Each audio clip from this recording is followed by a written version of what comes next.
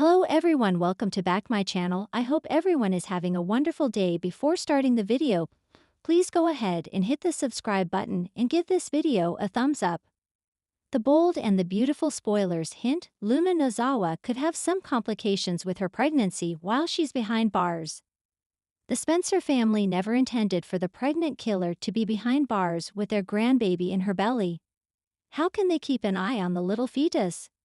Electra Forrester believes she did the right thing by calling the cops on Luna and having her thrown in jail. But she also had her boyfriend Will Spencer's baby thrown in prison too. Will she end up regretting it? The bold and the beautiful viewers know why Electra called the cops and tipped them off to Luna's whereabouts.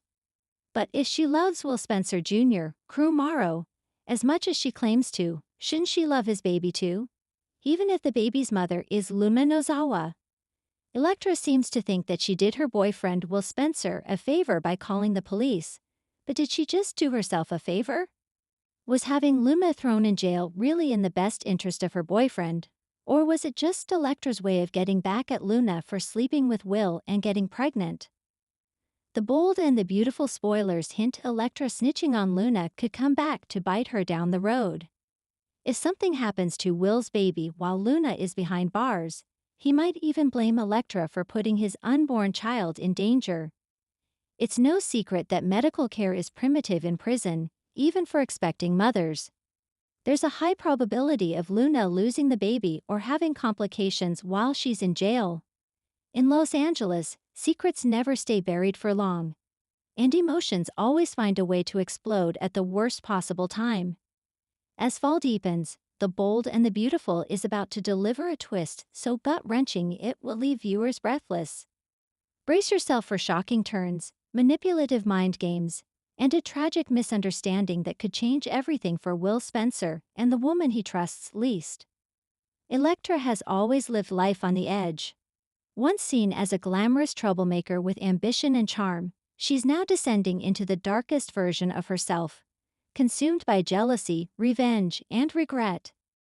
Ever since her relationship with Dake fell apart, and she lost her standing at Forrester Creations, Electra has been lashing out, blaming everyone else for her failures. But this time, her obsession isn't with Luna, Hope, or even Steffi. It's with Will Spencer. Will, the once adorable child of Katie and Bill Spencer, has grown into a charismatic young man with a good head on his shoulders. But his recent return to LA has drawn attention, especially from Electra, who sees him as both an opportunity and a weapon. When Electra learned Will and his girlfriend, a kind-hearted designer named Talia, were expecting their first child, she was devastated. Something inside her snapped. It wasn't just envy, it was fury that life had been so generous to everyone but her. Electra, fueled by rejection and heartbreak, began a silent mission to make sure no one around her got there happily ever after.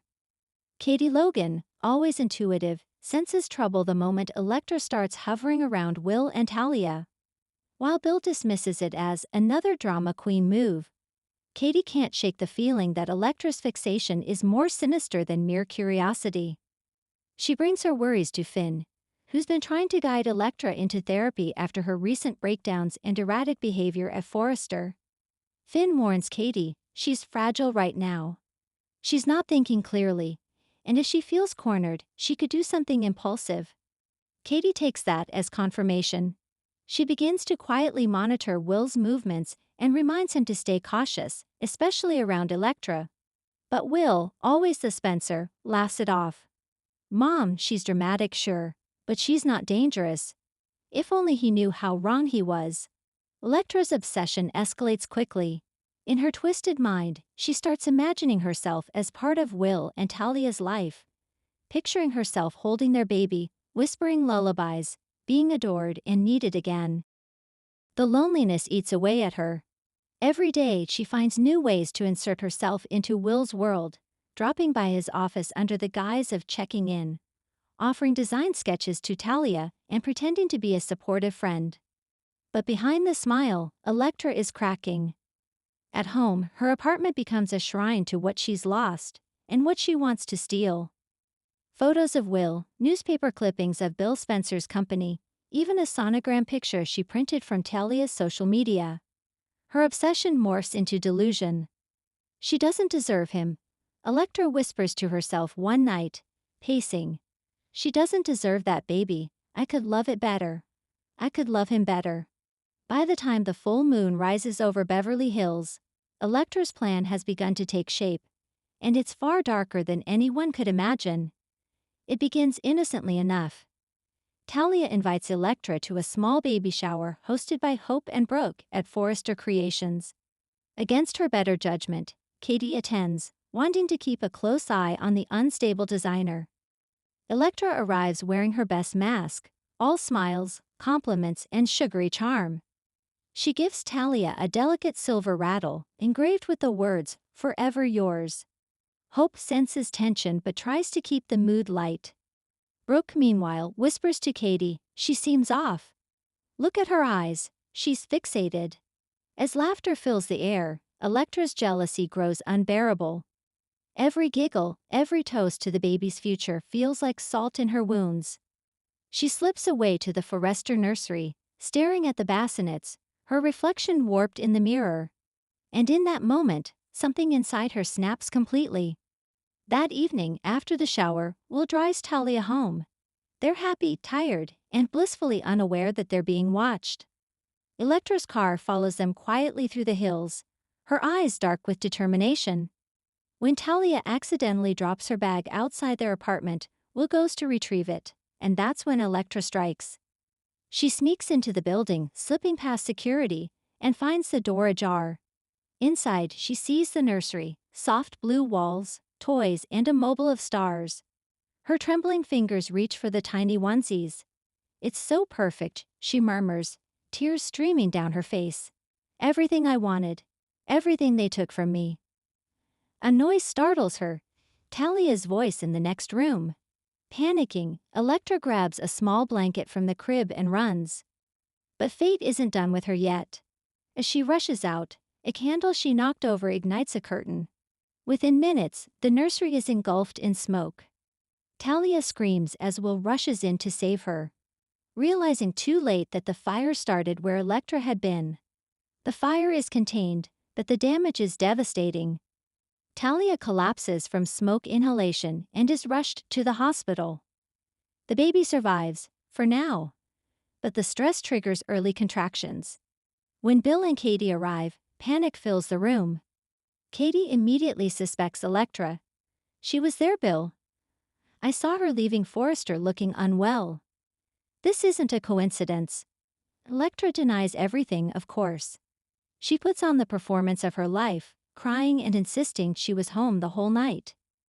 Finn, called in for medical support, looks her in the eyes and says softly, "You need to tell the truth, Electra. This is your last chance before you destroy everything." But she only whispers, "They've already taken everything from me. I just wanted to feel something again." That's when Will storms in. He's furious, his hands shaking. "You almost killed my family. My child could have died because of you." Electra, trembling, tries to reach for him. "I didn't mean to hurt anyone. Will, you were supposed to understand me. You care about me." Will recoils, disgusted. "You're sick. You need help." Those words pierce through her like knives. For the first time, Electra sees herself clearly, and it's terrifying. As Electra is taken for psychiatric evaluation, Finn visits her in the hospital. Despite her actions, he can't help but feel pity. He's seen the signs before: untreated trauma, emotional instability, and abandonment. He sits beside her bed. "You almost cost a baby its life, Electra. You need to face that." Tears spill down her cheeks. "I didn't want to hurt them. I wanted to hold the baby. Just once. To feel needed again." Finn's expression softens, but then he notices something strange in her medical records. Something Lai had flagged months ago during a health review at Forrester Creations.